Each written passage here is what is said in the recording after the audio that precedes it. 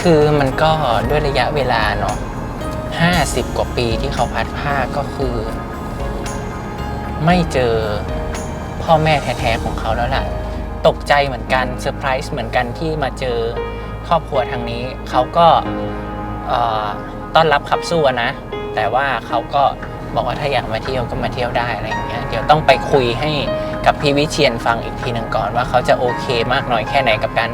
บินข้ามทวีปสำหรับความหวังครั้งนี้เนาะกลับมาหาพี่น้องบุญธรรมของเขาเองทางนั้นก็อยู่บุญธรรมแหละเนาะแต่ว่าถ้ามาทางนี้ก็บุญธรรมเหมือนกันเพียงแต่ว่าเขาก็จะได้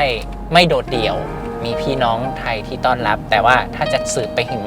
พ่อแม่แท้ๆอะไรอย่างเงี้ยอาจจะยากแล้วล่ะเพราะว่าคนที่รับเลี้ยงมาก็เสียชีวิตไปแล้วนั่นก็คือคุณพ่อแจ่มนั่นเองนะปาฏิหาริย์แห่งรักที่พลันรากนั้นอนุภาพบันดาลฝากกดฟ้า